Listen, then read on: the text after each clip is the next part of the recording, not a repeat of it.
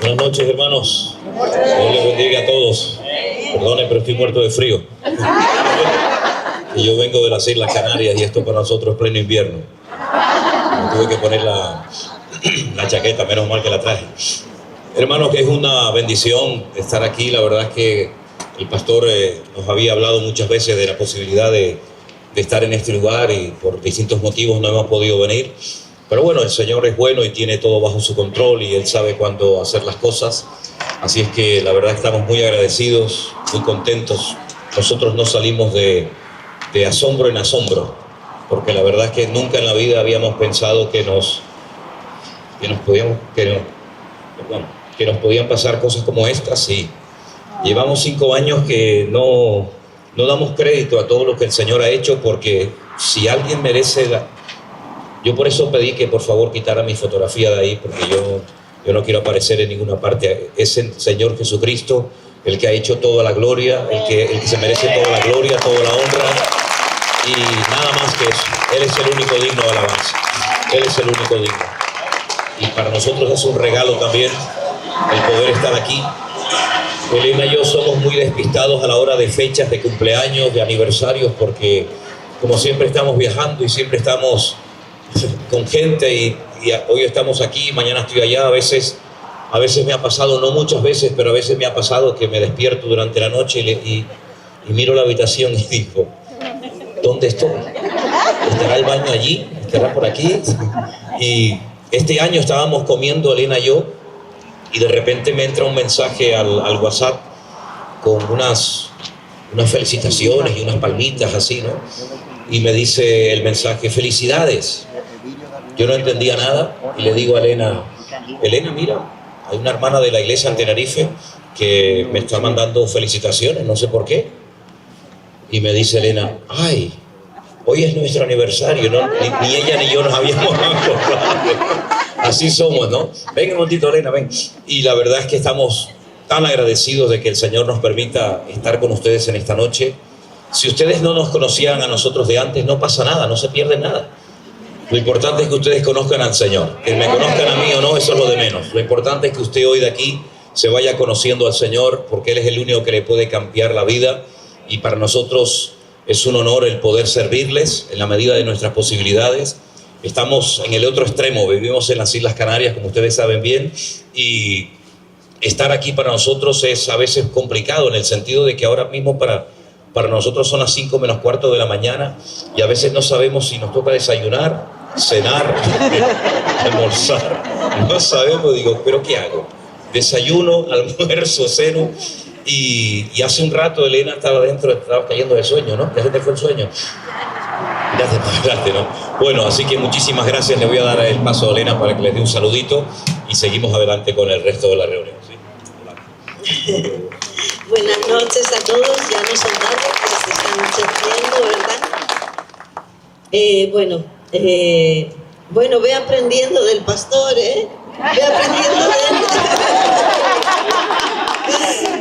Bueno, la cosa es que somos igual los dos, así que no nos molestamos el uno con el otro, porque recuerdo cuando hice 27 años, teníamos a nuestra hija Priscila de 2 añitos y él estaba predicando en una campaña evangelística al aire libre, porque él era muy evangelista, la faceta de él era evangelista total en esa época, y estábamos al aire libre y llevábamos pues como una semana o más de día a día campaña, y yo estaba en la campaña allí durante el culto y se acerca un chico y me dice felicidades. Digo, ¿felicidades por qué? Y dice, pero tú no cumplías años el mismo día que yo. Y le digo, ay, sí, es verdad, ¿qué día es hoy? Y me dice, si has cumplido hace 4 días. 4 días hacía que había cumplido 27 años, como para olvidar esa fecha, ¿no? Pero no fui criada con mimosería en mi casa y los cumpleaños no se les daba tanta importancia, así que no somos tal para cual en ese sentido. El otro día hice años y mi marido estaba predicando en otra isla y una hermana de la iglesia, como muchas de ustedes, sobre todo latinas más que españolas, son más atentas a las fechas de cumpleaños y me dice, ay, pero qué pena, ¿cómo fue que tu marido está en la otra isla predicando y tú cumpliendo años? Digo, la verdad es que me da igual eso. Así que bueno, lo que no nos tiene que dar igual son las cosas de Dios, que a veces damos demasiada importancia a cosas que son vanas y las cosas importantes las dejamos a un lado, ¿verdad? Así que seamos más sensibles para las cosas de Dios y menos sensibles para que si me felicitan o no me felicitan, o me alaban o no me alaban. Estamos aquí para glorificar el nombre de nuestro Señor. Amén. Así que muchas gracias por estar aquí. Es para nosotros una bendición grande y no dejamos de agradecer al Señor por cada uno de ustedes y por estar aquí en este momento, y esperemos que la presencia del Señor se pueda mover y manifestar, que es lo más importante. Dios les bendiga. Aleluya, gloria a Dios. Fuertes aplausos al Señor, hermanos queridos. Nos ponemos de pie esta noche. Aleluya. Dígale al que está a su lado, hermano, hoy es una noche de bendición y de victoria y queremos alabar al Rey como Él se merece. Aleluya.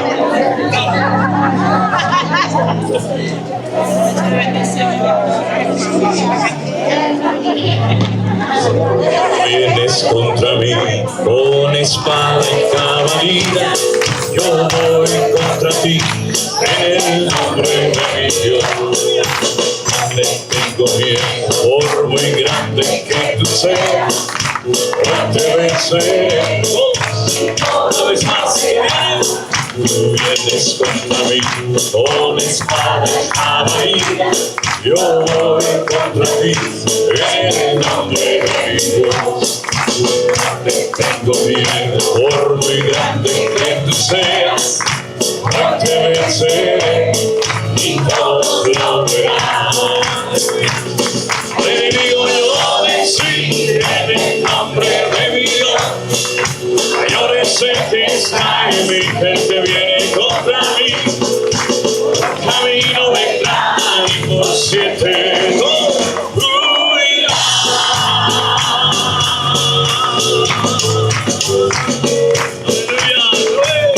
Al enemigo yo vencí en el nombre de mi Dios.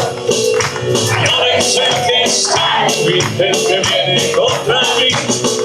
Por un camino vendrá y por 7 huirá.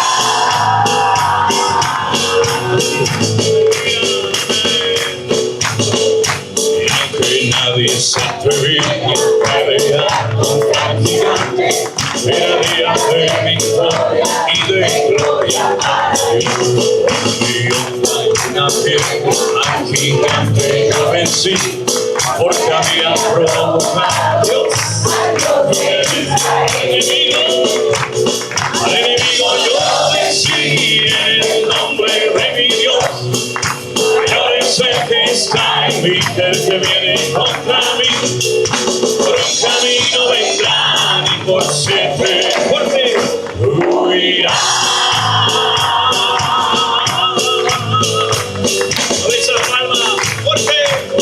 Al enemigo yo vencí en el nombre de mi Dios. Mayor es el que está en mí, el que viene contra mí. Por un camino vendrán y por 7 huirá.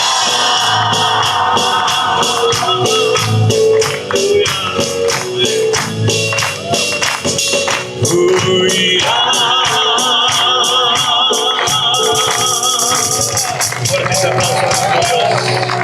Aleluya. Amén. Amén. Pueden tomar asiento, mis hermanos. Aleluya. Hermanos queridos, en esta noche hemos dicho que a quien queremos honrar y alabar es a nuestro buen Dios. Y Él nos ha dejado este santo libro que tengo en mis manos. Este es el libro más traducido del mundo. Para que yo pudiera, o usted pudiera tener este libro en la mano, no se puede usted imaginar la cantidad de gente que ha muerto y ha derramado su sangre para que este libro pudiera llegar a nuestras manos. Este libro en castellano, en español, lo tradujo un cura español nacido en Sevilla llamado Casidoro de Reina. Este hombre era un monje y una noche decidieron, o tomaron más bien una decisión, de quedarse en ese monasterio de Sevilla, esperando a la Santa Inquisición para que los mataran en la hoguera, quemados, o huían al extranjero para poder traducir de los textos originales del hebreo y del griego al castellano antiguo las palabras de Dios. La mitad de los curas de ese monasterio en España murieron quemados por la Santa Inquisición, la mitad. La otra mitad huyeron por varios caminos, pero uno de ellos llegó a Suiza y posteriormente a Alemania. Este cura, ya digo, se llamaba Casidoro de Reina. Este hombre, jugándose la vida, tradujo la Biblia al castellano antiguo. Y gracias al Señor se pudieron imprimir más o menos unos 2000 ejemplares aproximadamente. Y ahora, ¿cómo vamos a llevar esos libros a España? ¿Cómo los vamos a llevar? Si estaba prohibida la lectura de la palabra de Dios en aquellos tiempos.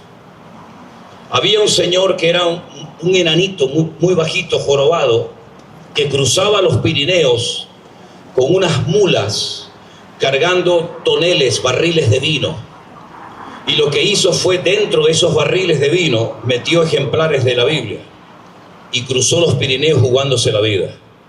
Pero la pregunta es, ¿y a quién le damos un ejemplar de la Biblia si la mayoría de la gente en aquella época no sabía leer ni escribir? Solamente la alcurnia, los condes, los reyes, las personas, digamos, influyentes y el clero eran los únicos que podían leer. Jugándose la vida, pidiendo mucha sabiduría al Señor, comenzó a repartir algunos ejemplares.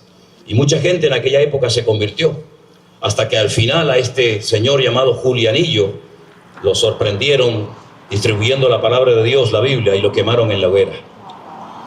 Así que para que nosotros pudiéramos tener este libro en nuestras manos, que es la Biblia, la palabra del Señor, mucha gente tuvo que perder la vida. Pero no solamente eso, sino que además muchas de las personas que se convertían en aquellos tiempos tenían que salir huyendo, porque era un delito convertirse, era un delito decir que la salvación solamente viene por la obra y los méritos de Cristo, y no por pagar dinero a un sacerdote, a un cura o a quien fuera. Y han pasado 2000 años y este libro ha sido el libro más publicado, más vendido, más traducido a todos los idiomas prácticamente del mundo hoy en día. Es un libro que yo llevo más de 45 años leyéndolo todos los días, a veces más tiempo y a veces menos tiempo. Pero es un libro que siempre te habla, siempre te toca, siempre te ministra, porque no es un libro normal y corriente.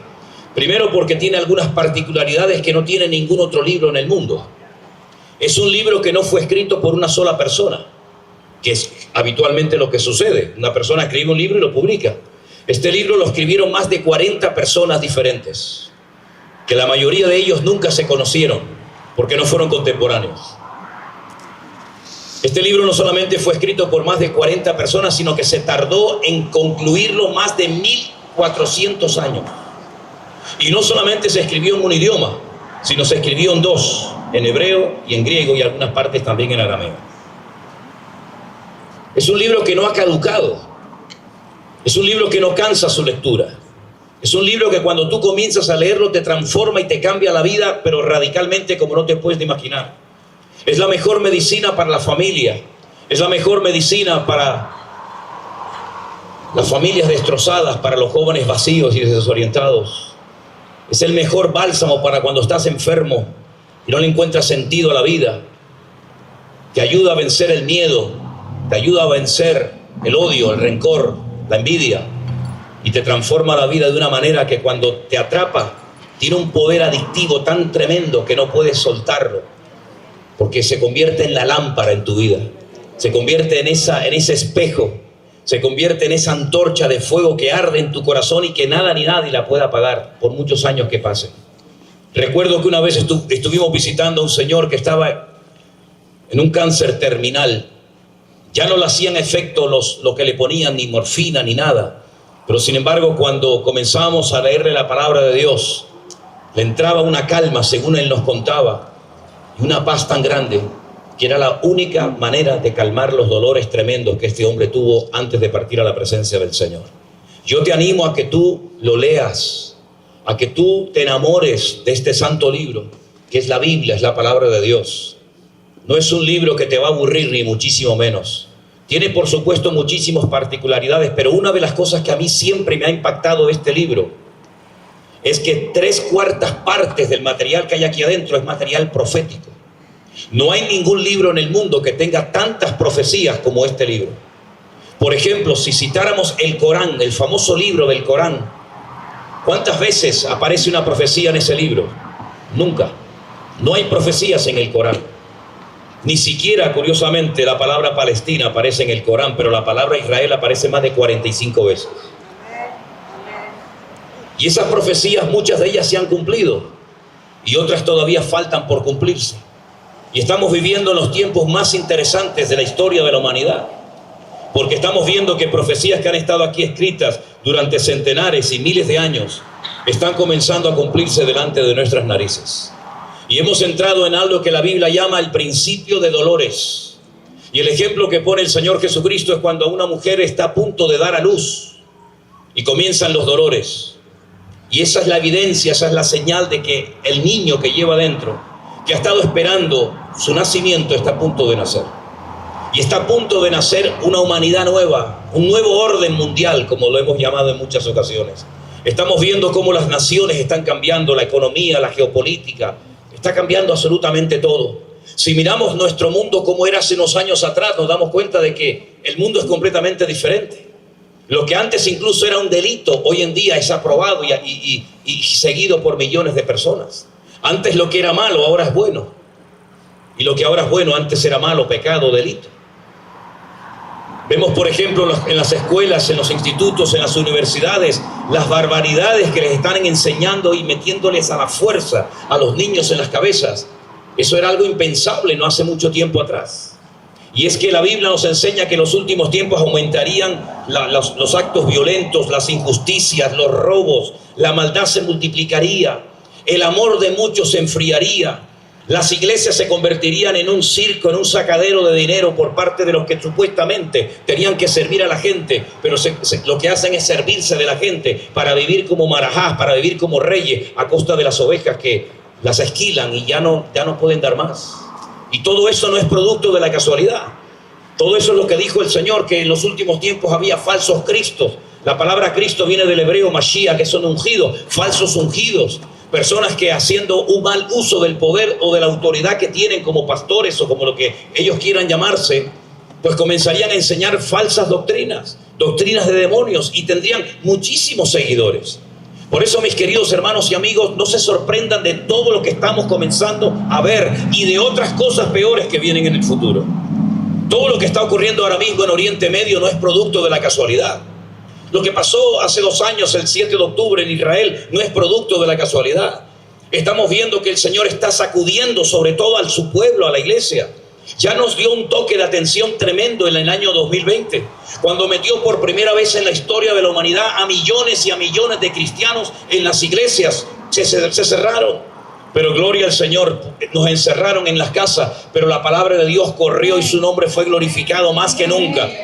Y el Señor comenzó a mostrarnos de que ya no podemos depender de pastores, de evangelistas. Dígame, los famosos evangelistas de hace unos cuantos años atrás eran montones. Hoy en día prácticamente no hay ninguno.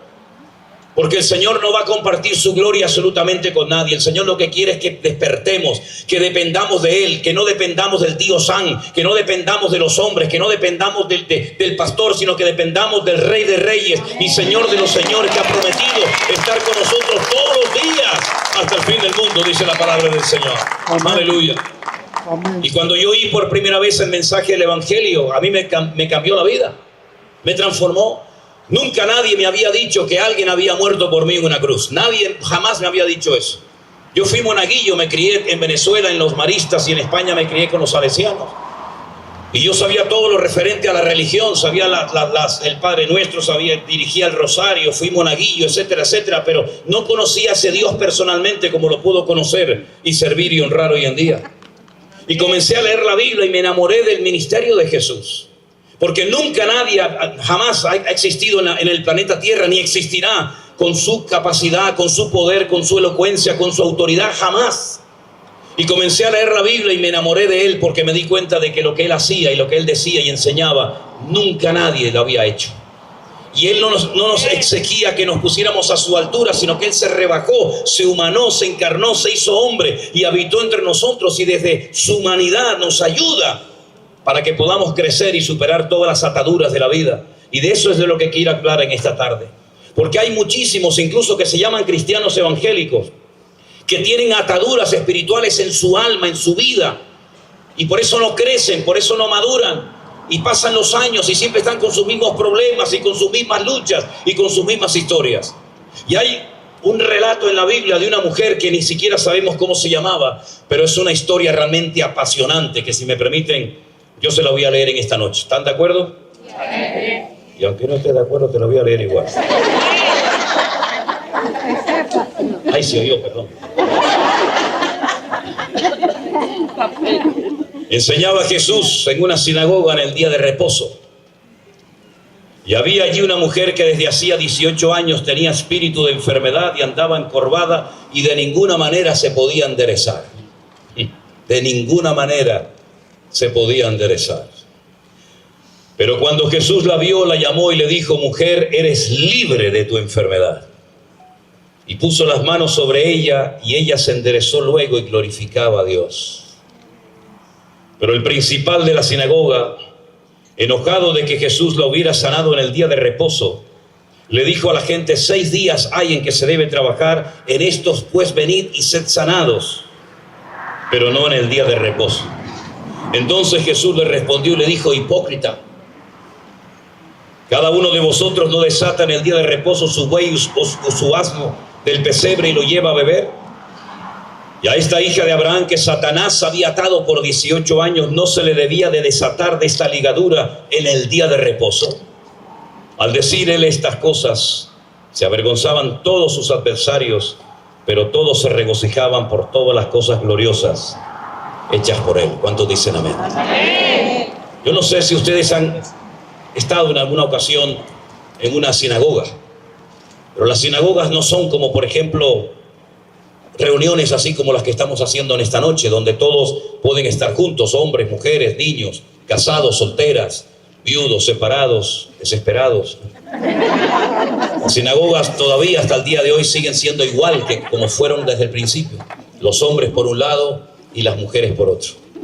No se pueden comunicar los unos a los otros. Incluso a veces hay hasta una primera planta, un primer piso, donde las mujeres están ahí con los hijos menores de 12 años y los hombres están abajo participando del culto. Hay unas cortinas, a veces hay unas celosías y no se pueden ver los unos a los otros. Pero la Biblia dice que ese día, cuando Jesús fue a esa sinagoga, en ese lugar había una mujer que hacía 18 años que tenía un problema tremendo y que no se podía enderezar. Y el que está relatando esta historia es un médico, es Lucas. Lucas sabía perfectamente que no había ninguna posibilidad, humanamente hablando, de que esta mujer pudiera enderezar su columna. Yo me acuerdo una vez en Jerusalén, en la puerta de Damasco, vi a una mujer con una curvatura de columna, pero era algo tan exagerado que enseguida me vino a la mente, a la historia, la situación de esta pobre mujer. Fíjense que se la encontró en una sinagoga. Ella no estaba en un templo pagano. Ella no estaba en un lugar, digamos, de pecado, de vicio, sino que estaba en un lugar de culto. Pero ni siquiera estando en el lugar de culto se podía enderezar. Pero sin embargo dice la palabra de Dios que su vida ese día cambió radicalmente, porque dice que Jesús la vio. Y ante los ojos de nuestro Señor Jesucristo, nuestras necesidades no pasan desapercibidas.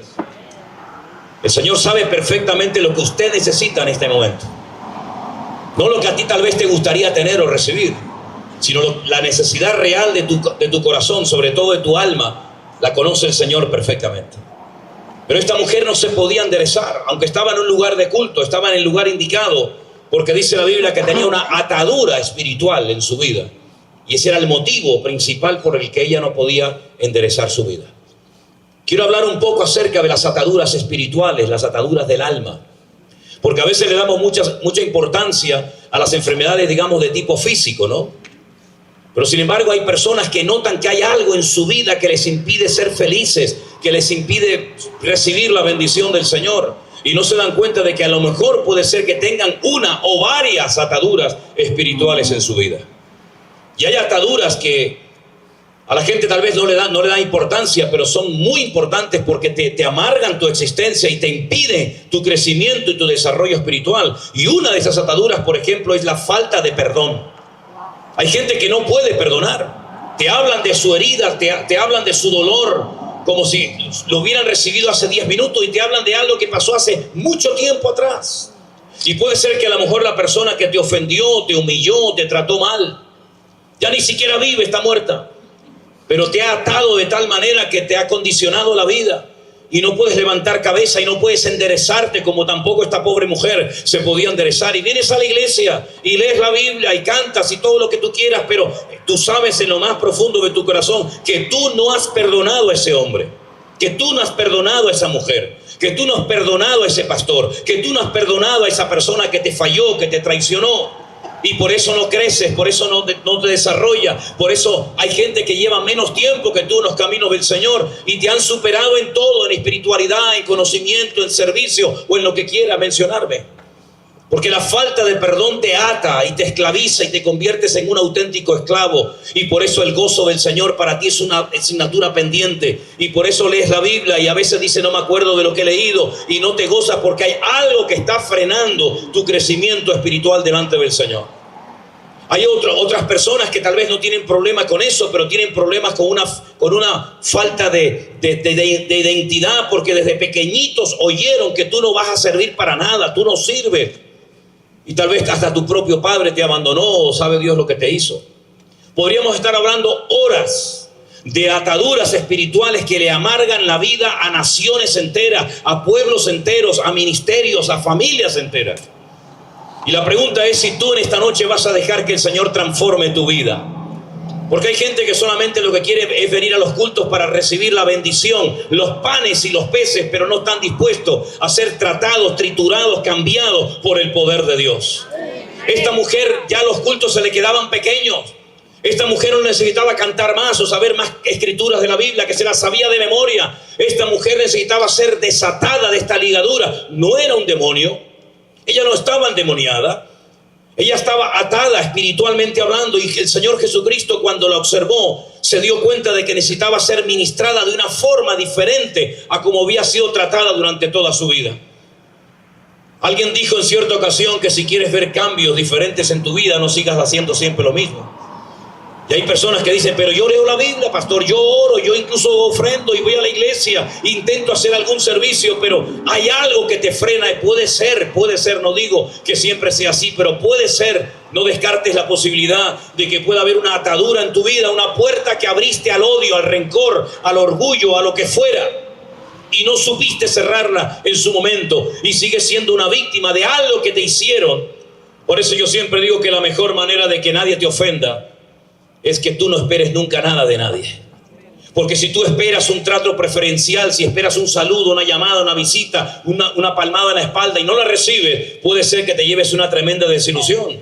Pero tú no tienes que esperar ya a estas alturas, mijo. Tú no tienes que esperar nada de nadie, pero tú tienes que esperarlo todo de Jehová de los ejércitos, que te quiere llevar de gloria en gloria y de victoria en victoria a lo largo de tu vida. Esta mujer, hermanos queridos, ni con dinero podía solucionar su problema. ¿Cuántos creyentes piensan que cuando ya tengan un cierto nivel, un cierto estatus, una cierta capacidad económica, van a poder vivir tranquilo? Y hay gente que tiene más dinero que otro y sin embargo está más amargado que nadie. Y es que hay cosas que el dinero no puede solucionar. Solamente el poder de Cristo puede traer la felicidad y llenar el vacío profundo de tu corazón. Esta mujer, si no hubiera tenido un encuentro, una experiencia personal con Cristo ese día, hubiera salido igual del culto que como entró. ¿Y cuánta gente le pasa esto?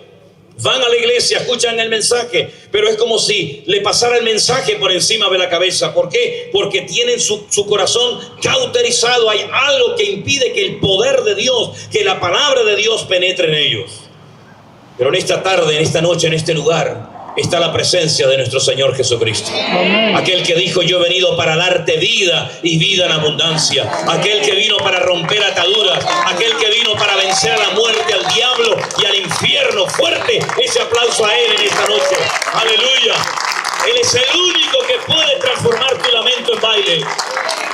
Él es el único que puede darte paz y no vas a depender de nada ni de nadie.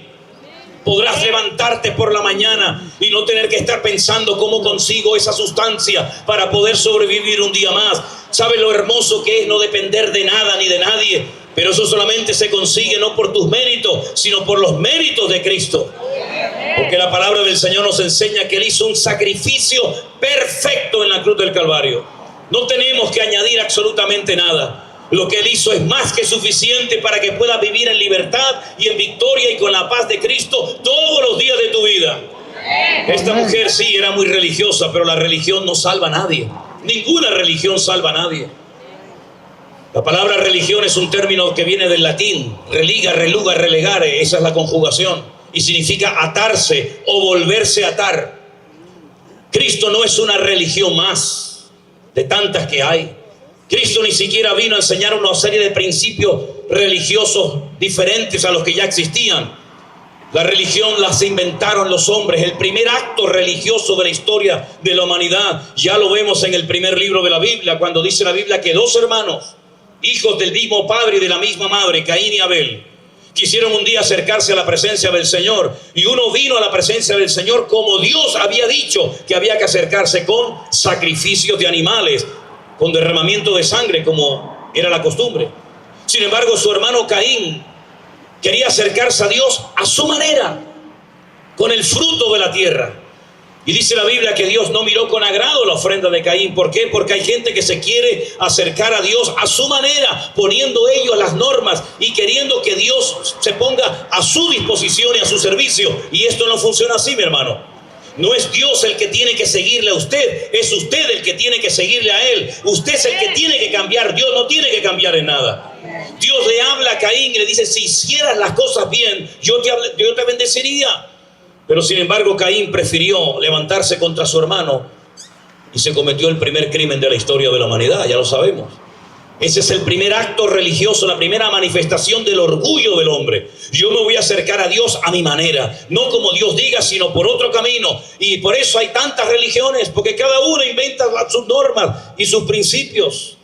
Y tiempo más tarde dice la Biblia que no queriendo cambiar, no queriendo aceptar la voluntad de Dios, dice la Biblia que se juntaron las multitudes y quisieron construir una torre que llegara al cielo para decirle a Dios en su propia cara, ¿te das cuenta cómo podemos llegar a la presencia tuya de nuestra forma y de nuestra manera? Y eso es lo que siempre ha frenado a la humanidad, que el hombre no quiere reconocer que no todos los caminos llegan a Dios, sino solamente hay un camino. Y Jesús dijo, yo soy el camino, no uno más. Yo soy el camino, la verdad y la vida, y nadie viene al Padre sino solamente a través de mí. Amén, amén. No sé lo que te enseñaron en tu iglesia o en tu religión, pero la palabra de Dios, que es la misma para todo el mundo, dice que no hay otro nombre bajo el cielo dado a los hombres por medio del cual podamos ser salvos. No es a través de estampitas de vírgenes, de santos, de velas o de lo que tú quieras mencionarme. Solamente hay un camino que lleva a la presencia del Señor. Si te gusta bien y si no también, querido. Pero eso es lo que dice la palabra del Señor. Y algún día todos los que estamos en este lugar tendremos que presentarnos delante de la presencia del Creador del universo. Y tus religiones, tus velas, tu dinero y todo lo que tienes no te servirá de nada. Porque no es por nuestros méritos, nuestras buenas acciones. Dios considera nuestras buenas obras como trapos de inmundicia. Pero la sangre de Cristo nos limpia de todo pecado. Y es a través de la obra de Cristo que podemos enderezar nuestras vidas, restaurar nuestras familias y ver cómo este país, que fue fundado por los principios de la palabra de Dios, vuelve otra vez a ser bendecido y usado por el Señor y no por el diablo y sus demonios. Estamos viviendo tiempos difíciles y peligrosos también para nosotros como creyentes. Claro que sí, mis queridos hermanos, pero todavía hay esperanza. ¿Cuántos dicen amén? ¡Amén! Todavía la puerta está abierta. Llegará un momento que será demasiado tarde. Buscarás a Dios y no lo podrás encontrar. Tus oraciones rebotarán porque el cielo se cerrará de par en par. Pero hoy el Señor nos llama y nos dice, venid a mí los trabajados y cargados, que yo todavía tengo descanso, alivio y bendición para tu vida. Aproveche esta oportunidad, mi querido hermano y amigo. Esta mujer podía haberse negado y podía haber dicho, no, yo no quiero que me pongas las manos encima. Yo estoy contenta como estoy, pero ella fue humilde y reconoció que su religión no le iba a servir absolutamente para nada. ¿Saben ustedes que el día que crucificaron a Jesús, la palabra de Dios dice que había dos ladrones, uno a su derecha y uno a su izquierda, y estaban muriendo viendo el templo de Jerusalén con sus propios ojos? El centro religioso de la época, clavado en una cruz, a punto de morir, pero viendo a los sacerdotes, viendo a los escribas y fariseos en el templo de Jerusalén. ¿De qué le sirvió aquel edificio? De nada. Porque la religión no salva al hombre. Ninguna religión puede cambiar tu ser. Solamente la sangre de Jesús lo puede hacer, decía aquel antiguo cántico, ¿se acuerdan? Amén. Por eso, mis queridos hermanos, tuvo que venir Él del cielo a la tierra, no tú subir, porque jamás ibas a poder subir. Una vez hablando con un hindú, allí en las Islas Canarias, me dijo, pero bueno, ¿ustedes por qué tienen un solo Dios? Digo, porque con uno nos sobra. Ustedes tienen 300 millones y vuestros dioses miran desde arriba nuestra bajeza, nuestras miserias, nuestras vidas destruidas, y todos quieren que nos elevemos a su nivel hasta que lleguemos al nirvana, y entonces por fin podemos salir de este ciclo sin fin de reencarnaciones. Pero sin embargo nosotros creemos todo lo contrario. Dios miró nuestra bajeza y bajó, descendió. De tal manera amó Dios al mundo que dio a su Hijo unigénito para que todo aquel que crea en Él no se pierda. Se humanó, el Verbo se hizo carne y habitó entre nosotros y vimos su gloria como el unigénito del Padre. Amén. Y por eso, mis queridos hermanos, Él entiende cuando lloras. Él entiende cuando te calumnian. Él entiende tu soledad, porque si alguien te entiende perfectamente es Él. Porque Él sabe lo que es ser malinterpretado. Él sabe lo que es ser rechazado. Él sabe lo que es el desprecio, el esputo en la cara. Él sabe todas las miserias del hombre, porque las vivió en carne propia. Y por eso Él fue a la cruz a sufrir, para que tú no sigas sufriendo ni un minuto más de tu vida. Y Él fue a la cruz con gozo, porque sabía que era la única posibilidad de que tú pudieras enderezar tu vida y empezar una vida nueva. Y algunos piensan que fue un gran hombre, con un carisma espectacular, con unas enseñanzas transformadoras, pero que lamentablemente la muerte terminó con su vida. Y por eso muchos en Semana Santa, supongo que aquí en Estados Unidos no se ve eso, pero en España, cuando llega la época de la Semana Santa, sacan los tronos a la calle. Yo me acuerdo cuando era niño en Venezuela, que pasaba un trono. Yo siempre he dicho que ya la rueda se inventó hace siglos, no sé por qué tienen que cargar esas pesadas cargas cuando le podían poner unas rueditas abajo al trono y lo mueven y lo sacan fácilmente, pero bueno, así es el hombre, ¿no?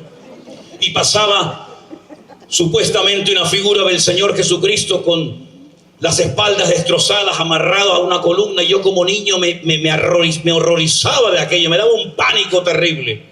Y yo decía a mi madre, ¿y este quién es? Dice, es el Señor. El Señor. ¿Y por qué lo mataron? Bueno, lo mataron. Y después pasaba una urna de cristal. Imagínate a las 3 de la mañana llevar a un niño con ese olor de vela podrida, con aquellos gorros, con aquellos tambores, que aquello era una película de terror, era aquello.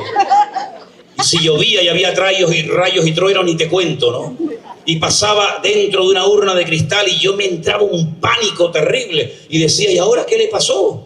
Y dice, ahora lo mataron. Lo mataron. Sí, lo mataron. Y ahí se acababa todo, lo mataron. Y nos íbamos a la casa con un dolor. No podía ver la televisión, no podíamos comer carne, no podíamos hacer ruido, porque el Señor está muerto. Y así me crié yo. Pero después resulta que llegaba la Navidad y nacía otra vez. Digo, pero ¿cómo morí en abril? Y nace otra vez en diciembre, pero ¿qué lío es este? Y así me crié yo toda mi vida. Hasta que leí la Biblia y entonces encontré ese pasaje cuando una mujer que lo amaba, porque fue liberada como yo de demonios, y llegó temprano a la mañana al sepulcro. No fue Juan, no fue Pedro, no fue Santiago, ni siquiera su propia madre fue. Pero una mujer que había sido liberada de demonios, llamada María Magdalena, porque había nacido en Magdala, allí al lado del lago de Galilea, en el norte de Israel.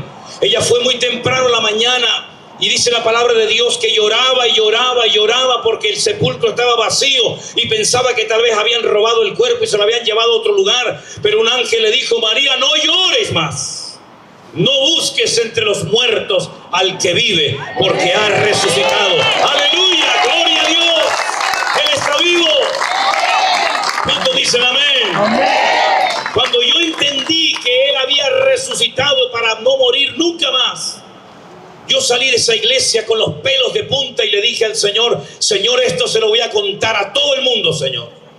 Al principio agarraba así por el pecho a mis amigos y le decía, me vas a escuchar. Me decía, no me interesa, te voy a dar una como no te interese. Y el pastor me decía, no lo hagas así, no se evangeliza así. Digo, es que no me hace caso, pastor, es que no me hace caso, le voy a dar una trompada. No es así, Manolo, tranquilo. Ya después fui aprendiendo, pero más de una trompada di en aquel tiempo, con el amor del Señor. Pero ¿saben qué? No he venido a este lugar para hablar de un cadáver. He venido aquí para decirte que el Señor vive por los siglos de los siglos, amén, y que está en este lugar en esta noche. Fuerte ese aplauso al Rey de Reyes. ¡Y a su nombre! ¡Y a su nombre! ¡Aleluya! Mis queridos hermanos, ¿cómo no vamos a estar gozosos y alegres cuando servimos a un Dios que tiene ojos y no ve, que tiene boca y nos habla, que tiene oídos y nos oye? No así los ídolos de las naciones. Eso fue lo que trajeron los españoles a Latinoamérica. Ídolos muertos que tienen que ser sacados por los hombres porque no pueden caminar ni salvarse a sí mismos. Pero yo no vengo a hablarte de un cadáver ni de un muñeco.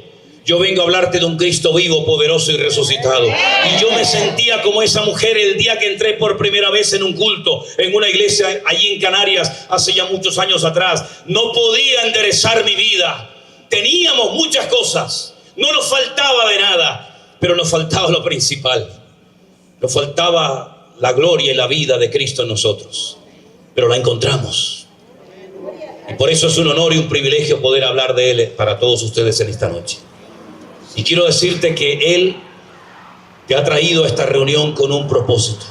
No es nuestro objetivo que tú hagas simplemente un cambio exterior de religión, ni muchísimo menos. Ni a engancharte para ahora sacarte el dinero. Yo no necesito tu dinero, gracias a Dios. Usted ha vivido sin mí toda la vida y yo sin ti ni te cuento también. Voy a seguir viviendo. Ni usted me necesita a mí ni yo a ti para nada, ¿sabes? Pero tú necesitas a Cristo. Porque puede ser que a lo mejor sea hoy el último mensaje y sermón que yo dé en mi vida, ¿sabes? Y puede ser que esta sea la última oportunidad de toda la que el Señor te ha dado. Aprovecha este tiempo, mi querido amigo y hermano, porque los días se acortan y la vida es muy corta, y por mucho que vivamos, tarde o temprano nuestras vidas partirán a la otra vida. Y hay vida después de la muerte y tendremos que presentarnos delante del Señor. Por eso es mejor ahora reconciliarnos con el Señor. Porque hay algo que nos impide esa bendición y es algo que la Biblia denomina pecado. Y es una palabra que se utilizaba mucho en el imperio romano y en los griegos, cuando un arquero, cuando una persona quería con su arco, con su flecha dar en un lugar y no daba en el lugar acertado, la palabra, el término que se utilizaba era has pecado. Y por eso era un término tan conocido y tan usado que los autores de la Biblia dijeron, bueno, cuando se falla y no se le da en el blanco, se dice pecado. Pues eso es lo que nos ha pasado a nosotros como seres humanos. No hemos acertado. Hay caminos que al hombre le parecen derechos, pero su fin son caminos de muerte. Quería ser bueno y ha sido malo. Quería ser santo y ha sido un demonio. Quería bendecir y has maldecido. Y entonces, ¿ahora qué hago? Dice la Biblia, arrepentíos, cambiad de rumbo. Ser humildes y pedirle perdón ¿a quién? A Dios, porque Él es el único que puede perdonar nuestros pecados. No nos enseñaron eso, ya lo sé, pero la palabra de Dios dice que el único que puede perdonar nuestros pecados y transformar nuestra vida es nuestro Creador y nuestro Diseñador. Amén. Por eso en esta tarde quiero que todos nos cerremos un momentito los ojos y mantengamos el silencio. Porque voy a hacerte la pregunta más trascendental de toda tu vida. No sabemos lo que nos depara el futuro. No sabemos lo que nos depara la vida. Si vamos a seguir aquí o no. Si nos quedan muchos años de vida o no, no lo sabemos. Pero lo que sí queremos tener bien claro en esta noche es que a partir de hoy, Cristo será mi capitán, mi pastor, mi amigo y mi Señor. Y quiero rendirme a Él en cuerpo y alma, renunciando a la doble vida, a la hipocresía, al engaño, renunciando a esa picardía humana, y pidiéndole perdón a Él, porque todos hemos pecado contra Él. No hay ni uno en esta noche que pueda presumir y decir: yo nunca he pecado. El que no ha mentido ha robado, el que no ha robado ha hecho cualquier otra cosa.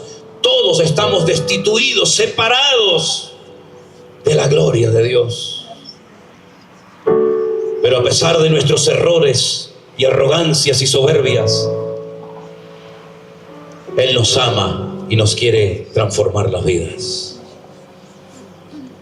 Y por eso te pregunto en esta noche: ¿tú le quieres entregar tu vida a Él? ¿Tú quieres caminar y conocerlo a Él? Es la mejor decisión que puedes tomar en tu vida.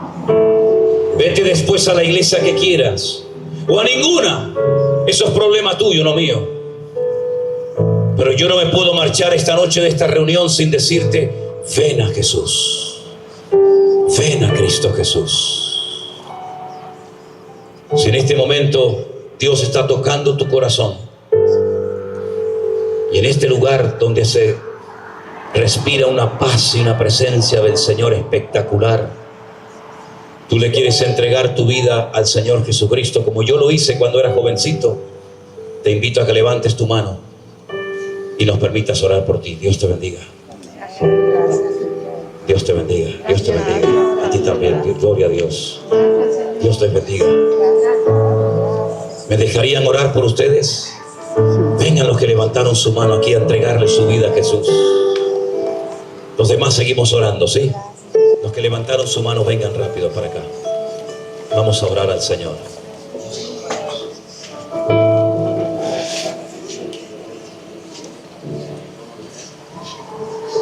Amén. Gloria a Dios.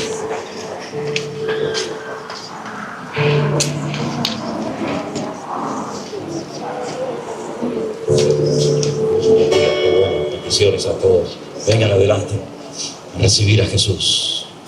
Gloria a Dios, qué bueno.